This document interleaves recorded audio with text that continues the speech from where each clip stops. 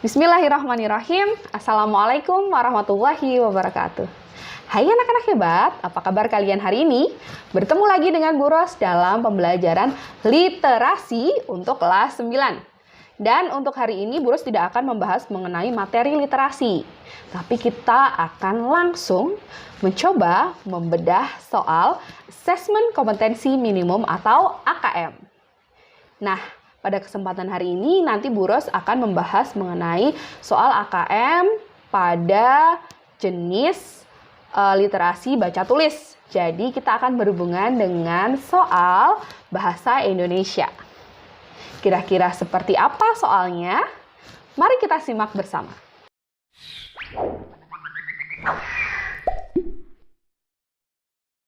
Baik anak-anak, untuk pembahasan atau pembedahan soal asesmen kali ini, kita mulai dari literasi baca tulis, dan karena literasi baca tulis berarti berhubungan dengan pelajaran bahasa Indonesia.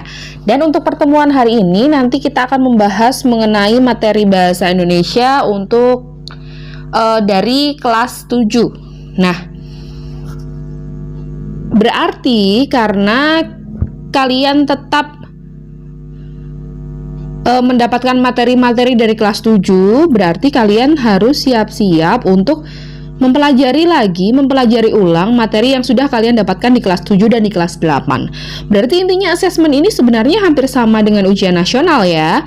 Sama-sama mempelajari ataupun soal-soal yang keluar tidak hanya berasal dari kelas 9 saja, tetapi dari 3 jenjang yang sudah kalian dapatkan dari kelas 7, 8, dan 9. Nah, untuk soal yang ada di layar kalian kali ini, di soal pertama kita dihadapkan pada soal di mana ada kutipan teks, kemudian ditanyakan ide pokoknya. Nah, ide pokok, Bu Ros pernah membahas ini di 2 bulan yang lalu kalau tidak salah. Bagaimana cara mencari ide pokok atau kalimat utama? Nah, kalimat utama atau ide pokok itu, kalau kalian masih ingat, Bu Ros pernah menyampaikan ada 3 cara untuk mencarinya. Karena kalimat utama itu pasti terdapat di dalam ide pokok, maka sebenarnya kalian hanya tinggal mencari kalimat utamanya saja. Dan salah satu cara yang paling mudah adalah dengan mencari kata tunjuk di kalimat kedua. Apabila di sebuah paragraf ada kata tunjuk di kalimat kedua, maka kalimat utamanya terdapat di kalimat pertama. Kata tunjuk itu ada apa saja, Bu? Ada ini, ada itu, ada tersebut.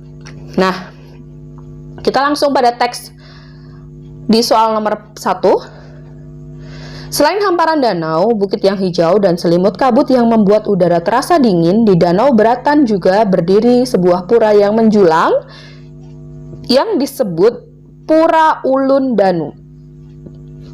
Pura tersebut, nah ini, di kalimat kedua ada kata tunjuk. Karena di kalimat kedua ada kata tunjuk, berarti kalimat utamanya terdapat di kalimat pertama. Untuk mencari ide pokoknya, maka kalian tinggal menyesuaikan pilihan jawaban dengan isi dari kalimat pertama. Karena ingat, kalimat utama itu pasti terdapat di dalam ide pokok. Nah, kita lihat di pilihan jawabannya. A. Pemandangan Danau Beratan. Bukan ya, karena di sana ada semacam penekanan ketika di situ disebutkan di Danau Beratan juga berdiri. Nah, di situ apalagi ketika yang lainnya tidak disebutkan nama-nama bukitnya, tidak disebutkan hamparan danaunya, tetapi di frasa terakhir ini disebutkan nama Pura Ulun Danu. Berarti itu termasuk hal yang istimewa di kalimat tersebut atau hal penting di kalimat tersebut. Maka pemandangan Danau Beratan bukan jawaban dari ide pokoknya. B. Data sejarah. sama sekali tidak ada ya, di kalimat pertama belum membahas tentang itu. Yang C, tata cara ritual, di kalimat pertama juga belum membahas mengenai itu. Yang D, keberadaan pura Danau Ulun di Danau Beratan. Ya, tapi di situ mungkin kalian bertanya-tanya, di situ kan pura Ulun Danu, kenapa jadi pura Danau Ulun? Anggap saja si penulis soal ini sedang salah ketik alias typo begitu. Jadi jawaban antara A, B, C, D yang benar adalah di pilihan yang D. Oke, soal tentang ide pokok tidak ada masalah ya. Kita lanjut ke soal nomor 2. Soal nomor 2 kita membahas tentang penulisan pemerian. Nah, Bu, pemerian itu apa sih, Bu? Pemerian itu adalah penyebutan sesuatu lebih dari satu, berarti bisa 2, bisa 3, dan seterusnya, yang ditulis urut berjejer dari atas ke bawah. Sama seperti ini penulisan surat di tanggal, tempat, waktunya. Nah, di sini permasalahannya, di sini ada sebuah ilustrasi dan permasalahannya bukan terdapat pada ilustrasinya karena di situ berhubungan dengan penulisan pemerian. Berarti kalian harus tahu dulu bagaimana tata cara untuk menuliskan pemerian itu. Nah, kita lihat di pilihan jawabannya. Di situ ada A, B, C, D. Yang harus kalian ingat adalah penulisan hari tanggal di dalam surat tidak pernah memakai tanda garis miring. Misalnya begini, Sabtu garing 2 Mei 2020, tidak akan mungkin. Tetapi penulisannya pasti menggunakan koma, hari, koma, baru tanggalnya. Karena pemakaian koma di penyebutan hari tanggalnya, maka untuk penulisan keterangan hari tanggal juga tidak boleh memakai garis miring dan harus memakai koma. Berarti pilihan yang A dan D salah. Tinggal pilihan B dan C. Kita lihat lagi. Penulisan hari itu, hari, bulan, tahun, namanya ya, namanya harus dituliskan dengan huruf besar. Jadi misalnya Senin, maka S-nya besar. Hari Senin, misalnya itu terdapat di tengah kalimat misalnya. Saya berangkat sekolah hari Senin. Harinya kecil, tulisan harinya kecil, Seninnya besar S-nya. Nah, di B dan C ini di pilihan jawaban B, hari Sabtu S-nya ditulis kecil, berarti salah. Apalagi dilanjutkan dengan Mei, Mei-nya kecil, M-nya jelas salah. Berarti pilihannya adalah di C. Nah, yang harus kalian cermati di pilihan jawaban C adalah di bagian depan pemeriannya, penyebutannya, hari, pukul, tempat, semuanya ditulis dengan huruf kecil, bukan huruf kapital. Berarti apakah seperti ini, Bu, penulisan yang benar? Iya.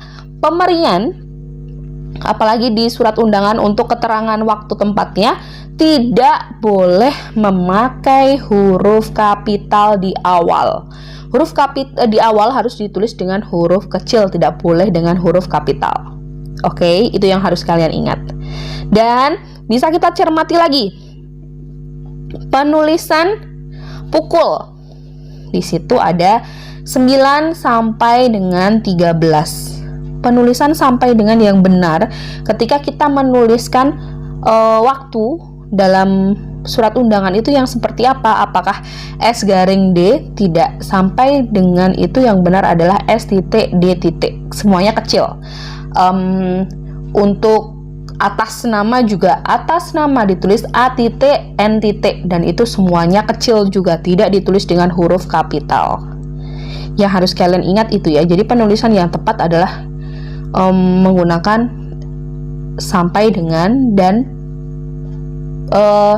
untuk singkatannya yang paling benar adalah dengan S titik D titik, dan semuanya ditulis dengan huruf kecil. Jadi sebenarnya intinya AKM ini sama seperti ujian nasional ya, karena kalian harus mempelajari lagi materi-materi yang sudah didapatkan di jenjang-jenjang yang kemarin. Tetapi berbedanya adalah soal-soalnya di sini harus lebih kalian cermati. Jadi kalian benar-benar harus lebih bisa mencermati sebuah soal sebelum akhirnya kalian menjawab soalnya.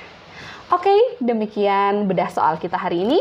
Kita bisa bertemu lagi pada pertemuan berikutnya. Terima kasih. Assalamualaikum warahmatullahi wabarakatuh.